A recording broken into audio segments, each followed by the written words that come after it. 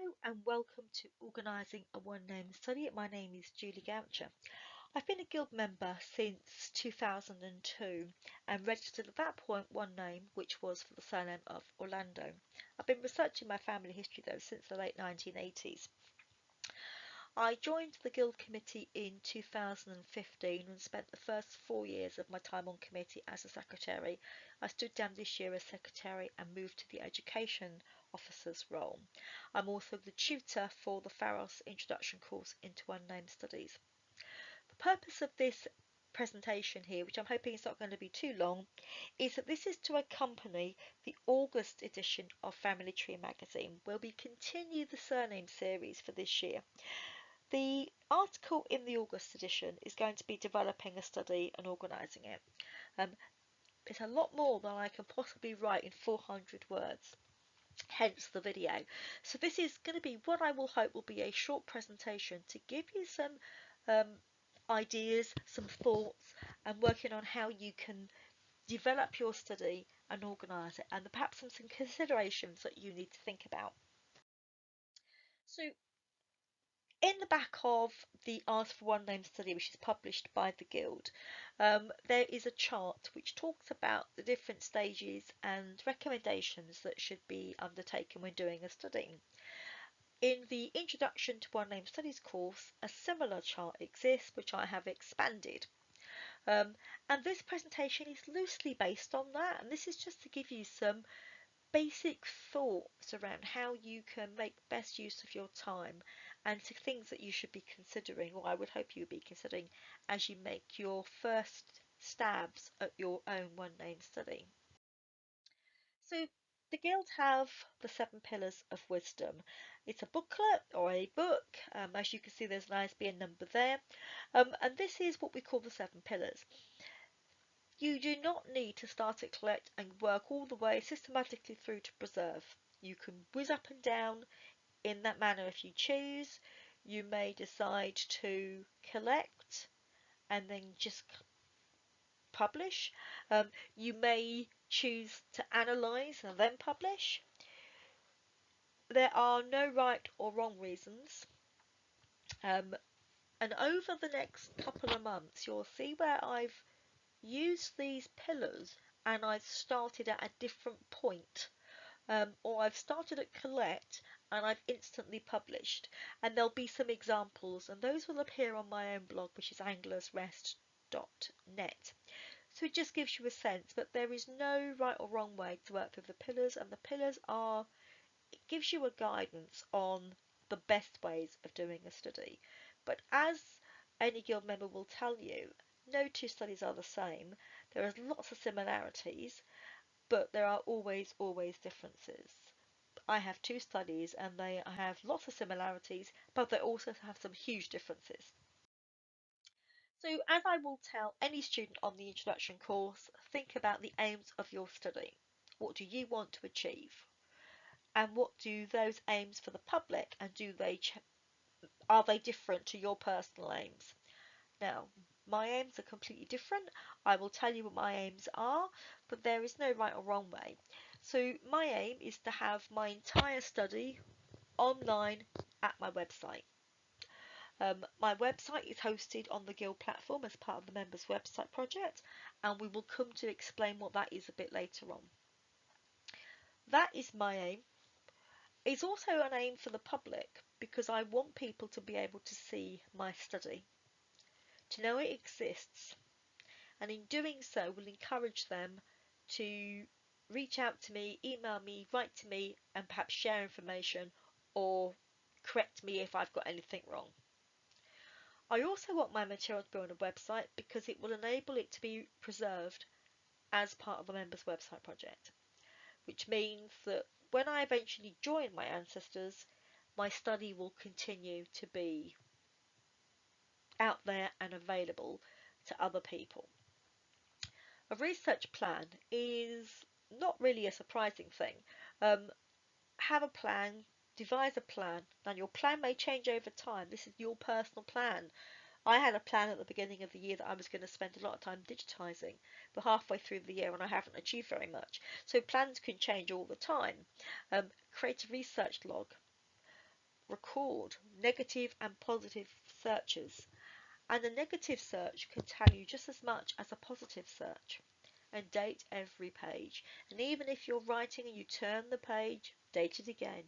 Especially if you're using something like Ancestry shoebox. It enables you to keep a note perhaps of what you've saved in your shoebox so that you can at least find it again. So there are 7 pillars, as we've talked about, but you've got 8 things on the slide. That's because I've added in one at the very beginning, which is surname frequency, which is really, really useful, and it just gives you a sense of what you're up against when you do a one-name study. So, considerations. How big's your study going to be? Is it going to be the size of a matchbox? Is it going to be Mount Everest? Or is it going to be somewhere in the middle?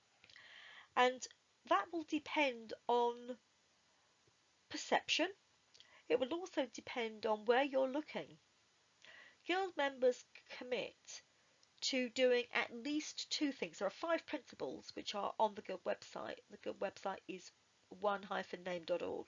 There's 5 principles, but there are 2 things that are absolutely crucial. One is that you agree to go global. No one says the Guild don't have a police force that comes around and checks to see if you've gone global, but you commit that you're going to make your study global at some point. We discourage people that say I'm going to go global and then have no intention of going global, but everyone is expected to at least plan on going global. The second thing, which is nothing more than manners, is that when you get a note from somebody, you answer it. So, other considerations is how big is your study going to be? How can you find out how big your study is going to be? At this point, I say to people, go to the big players, go to Family Search, Find My Past, the genealogist, Ancestry. Put your surname in and see what kind of numbers pop up in terms of how big it's going to be. It's not absolute, but it at least will give you a sense of what you're looking at. Will your location have any influence? If your surname is one who's, like the Orlando study, for example, whose origins are in another country, it could be tricky. Now, when I first started researching Orlando, it was incredibly tricky because everything was in Italy. There was no online. Now there is a mixture of things online and offline. I started with my focus on England and Wales because that's where I live. But as we go through the rest of this slide, you'll see that it just gives you a sense of distribution of a surname.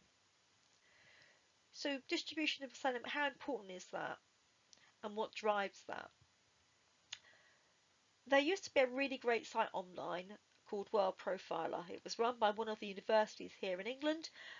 Sadly, the site appears to have disappeared in the last couple of days, which is incredibly irritating because it was a really, really great site, and I've used it and referenced it at least half a dozen times, probably in the last few years of the magazine. The way that it worked was that you went to the site, you gave it minimal information, so you told them the name you were looking at, your email address, and you told them your gender. That's for their stats. It then populated a map of the world, and it gave the distribution of the surname in different shades of blue. So Orlando was really, really dark blue in Italy. No surprise. It was then a slightly lighter shade in Argentina, but it was still very dark. And then it was still a lighter shade again, but still dark for the United States. So it tells me from that distribution map that I should be looking at Italy, no surprise, Argentina, the United States, and then to a lesser extent, Canada, other parts of Europe, England and Wales, and a tinted little patch in India. It gives you a sense of distribution of how far your surname has moved. You can look at other things as to why a surname moves, and we'll cover a little bit of that in the next few slides. The current progress of your study, now that will depend on whether you started 25 years ago and you are like me with 9 drawers in the filing cabinet, or you started 3 weeks ago and you've got 100 sheets of paper. I wish I was in that latter group, because then I wouldn't have 9 drawers in the filing cabinet, which would make my personal aim of digitising so much easier. But all joking aside, when you start will depend on the amount of material you have, but equally I could have started last week and inherited 15 boxes of material from somebody else. So just because you start recently doesn't mean you haven't got much data, but it gives you a sense of what you're looking at. The time available perhaps needs to be considered. Now, the Guild doesn't tell you how much time you should spend on your study, and neither am I going to tell you how much time. But you need to perhaps focus on, just consider that. How easy is it going to be to do? What I would always say is, don't say, I'll leave it until I retire. Even if you spend an hour a week on your study, you are adding to your study and giving yourself and the geological community a really good basis for a study. So don't leave it until you retire. What skills and ability do you have for research? Now, if you've never done any geological research at all, it's going to be a different approach to some degree. If you are a seasoned researcher, you will know how to start, what you start from. And pretty much you're using exactly the same methods, but you're just researching a whole pile of families which might not connect to yours. But maybe you're like me and your research is mainly in another country, so Italy, and all the documents are in Italian or they're in Latin. Perhaps you don't have access to a computer. Perhaps you're not familiar with how to use a computer, but you have one. Perhaps you've got stuff on fiche, but you don't have a fiche reader. I'm sure your library will have a fiche reader who will enable you to view your own fiche. Maybe you don't have access to Ancestry or Find My Past or any of the other big boys in the geological world, in which case possibly your library does. What data is available? So 20 years ago, there was so little, in fact there was nothing available in terms of Italian records. The Catholics were not keen on things being filmed, and it was tricky to get hold of stuff. You had to go to the source of the information, which was Sicily, Italy, wherever it was. Now, there is so much material online, it's overwhelming. But what is available online is only a percentage of what material is available anyway.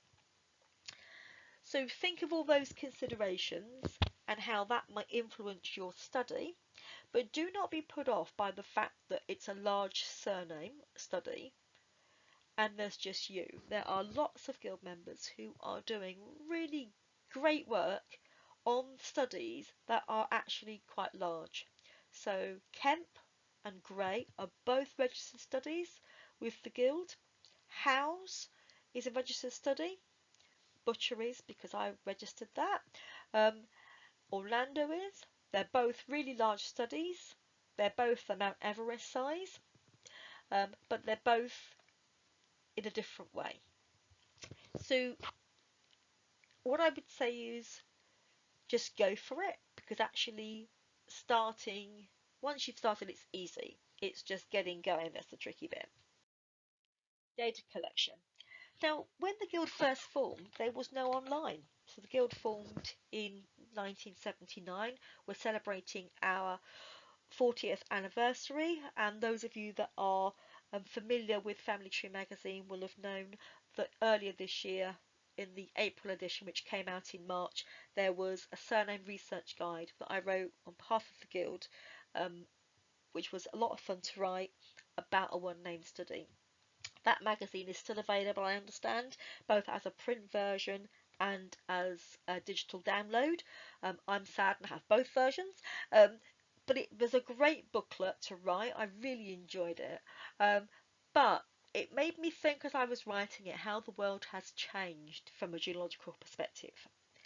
So looking at the very first point here is data relating to birth, marriages and deaths. Now, I remember going to St Catherine's House in London, taking down the index returns every quarter, so there's 4 quarters a year, and extracting Orlando. It took me 3 years. 3 years. It took me 3 minutes from free BMD. It took me 10 minutes to cross-reference to make sure I hadn't missed anything. The world's moved on. So it's not so much collect, it's more gather or collect the material to move it on and do something else with it. Collect data from family search. Now, I don't just mean fill your computers to the rafters with all these images. You're collecting actually the individual.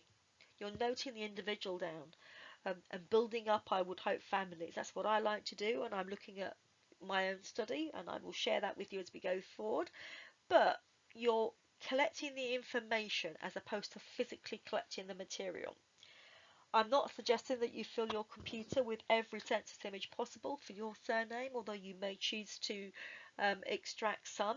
You may decide to do a transcription. You may just make it an entry point on your index, on your family history software, and direct people to the source. The source is, of course, the registration number for that document, as opposed to Ancestry being the source. Material from major indexes. From any of the marriage indexes. So Pallat's marriage index, for example, is, I believe, online at, I think actually it's online at Find My Past, or it's certainly online at the Society of Genealogists, if you're a member of them. Collect and identify any burials. Now, a number of guild members, strangely enough, like wandering around cemeteries. I routinely receive headstones for butcher.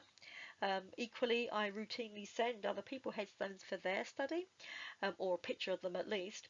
But go and have a look at Find a Grave, Billion Graves, and see how many references there are for your surname.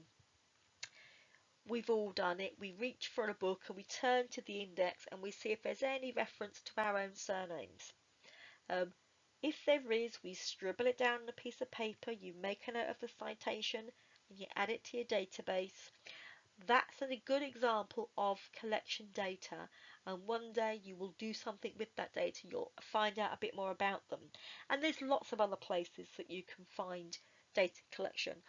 The article that will be in the September issue is around collecting data, and I've most certainly written a blog post on collecting data quick wins, probably within the last year or so, on my own blog. So if you go to anglersrest.net and then go to the very top, and you'll see there is a tab there that says Surname Research. Click that and it will show you all the pages, all the articles I've written on surnames. So you're going to be collecting and noting down and gathering any reference to your particular surname you can find. So use and contribute to guild resources. So guild members have access to all the guild indexes. Extract the information from there. Now, in terms of the butcher study, I was late to the game in terms of marriage challenges. I will briefly explain what a marriage challenge is. So a marriage challenge was effectively somebody would go to a records office and they would work through all the submission surnames for people who had marriages in a particular registration district. Now, the world's changed since that great project started, and lots of material is now available online. But for those people that entered their own marriages requests, of course, walked away because a guild member or volunteer perhaps gave them 20 or 30 marriages. Those marriages, of course, have two people, so they have at least two surnames. The other surname may be registered by another member, and that marriage may just happen to be to somebody with your surname of interest.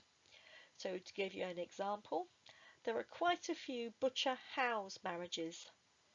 So Paul Howes certainly referenced and requested a number of marriage challenges for all the Howes references and any of the Howes variants. Don't panic, we will come to variants shortly. In doing so, some of those marriages were to a butcher.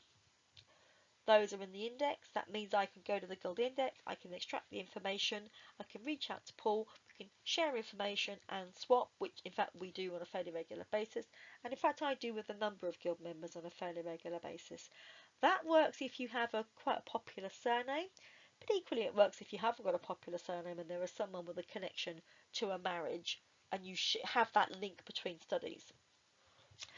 So contribute to the indexes, share any resources you already have. So I've certainly submitted material from all the marriages, births and deaths. I've got all the certificates because it will enable hopefully someone else to benefit from that information. Make contact with a volunteer regarding the National Archives wills. So the National Archives at Kew has a great website called Discovery. You can go to the will section on there, which is up until 1858.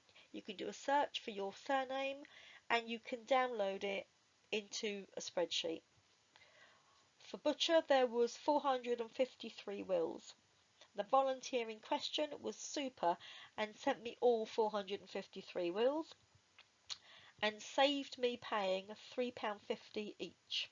So that was a lot of money. My husband was delighted that I saved that much money. Meanwhile, once I work through those wills and transcribe them, I add the material to the Guild Probate Index. And that's basically saying who was a beneficiary, who was an executor, that type of thing. We've already talked about connecting with other members who have marriages with your surname. Use the Guild Marriage Index. Take advantage of the DNA Advisor. Again, not every member has a DNA project. A number of people do, myself included. We have a lovely volunteer who lives in the United States who will very happily set up a project for you, assuming one does not already exist. She did that for Orlando for me, and I've been delighted with the sudden influx of people that join the project, which always seems to happen after I've talked to them or mention it online. So now we come to data analysis. Now, personally, I like to reconstruct family groups. I don't like to particularly just collect data. I like to do something with it. And reconstructing a family group is actually no different than researching your own family, except that the research, who you're researching might not connect to your own personal family. You can examine the surname distribution and frequency across places and timescales. And that may well link in to historical events. So, for example, you may find that there are a distribution of a particular surname going to another country because people were fleeing from the Nazi regime. Now, we know from history that not everyone who should have got out did, but that historical event may well be reflecting in the distribution, which is why you will sometimes see, and in fact you do see, what I would say is a foreign name. So when I say that, I mean a surname that is clearly not a British sounding name. So even if you know that your own German, French, Belgian ancestor went from their home country to the United States or to another country, I would still at that point say to you, have a look through FreeBMD, because through periods of history we have seen there's been migration restrictions in place, and sometimes that meant that families couldn't always go where they wanted to go, and therefore you may find that 2 or 3 people from one family went to one location and the rest went to another. So always have a look. And some people migrated in stages, so they left Europe, came to England, and the plan was to go to the United States. Maybe they only had enough money to get to one place, and then they decided to put their roots in that other country. And there's all those things that you can examine as part of the analysis for your study. So the consideration of surname distribution is related to historical events and perhaps influences the frequency across a place and timescale. So it may well be that as you're working through your reconstruction of a family, you go through each individual and you look at what material you have, but also what material you don't have. If you have a great big gap, they were doing something in that gap, but what were they doing and where were they doing it? And that means you can add them to your to-do list, and you can then keep a note of what you're researching and when you're researching in your research log, and building it together so that you're able to build a profile of that individual. And we've already talked about a DNA project, and that too can help you study, especially if you are researching a surname from, like Orlando, for example, which is incredibly popular surname in Italy and of course in the United States. But it also means you may have Orlandos that pop up who aren't connected to other Orlandos, and that's in particular if there is different halo groups and so forth. And there are a number of DNA presentations online that you can look through. So data synthesis, this is seeking the meaning of your surname. How did variants arise? What's a variant? A variant, so I'll give you an example for my own surname. My husband's surname is Goucher. His variant is Goucher. However, Goucher is a registered surname, and the variant of that surname is Goucher, along with a few others. A deviant, however, is where a name changes, perhaps as a mistake. So my husband's grandmother, for example, was recorded as Groucher in the 1939 register. We know that was a mistake because obviously my late father-in-law was born and was given the surname of Goucher. My husband was born and was given the surname Goucher, so we know that that was a mistake in terms of the surname. You may want to look at patterns of the surname, and that may be influenced by migration in or out of another country. You might decide that you want to look at infant mortality rates, or perhaps there is lots of longevity in a particular family or a particular family group. Death rates, the impact of the extended family in one culture as versus another. So family is very important in an Italian culture, for example. Ironic because most Italians are not interested in their family history, but the impact of the extended family meant that there was this constant link to previous generations, and how through the 20th century that changed over time, and we've become a much more nuclear environment. But that might not be the case for your Italian family, or mine. It could be very different. So there's all those things that you can look at and assess as part of your data synthesis for your study. Now, storing data. Now, we'll come to the bottom one first. Mixture of all the above. That's definitely me. I tend to view spreadsheets as like a holding pen. So that's where I put stuff whilst I'm considering what I'm going to do with that individual, or research I'm going to explore, where I'm going to put it before it adds into my family tree program. Going right back to the very beginning, we talked about aims. If your aim is to have a website, there is no point starting your study, especially if a large study, on index cards, as lovely as index cards are, because it will just mean you will have a huge amount of work to do in terms of retyping or digitizing. So I would always say explore what you want to do with your say. What are your aims? How do you want to display it? In terms of a family tree program, that is very personal. It's a bit like buying a car. You'll always have people that will buy one brand over another, and it's much the same with a genealogical software program. What I would say is take them all for a spin and see which one fits.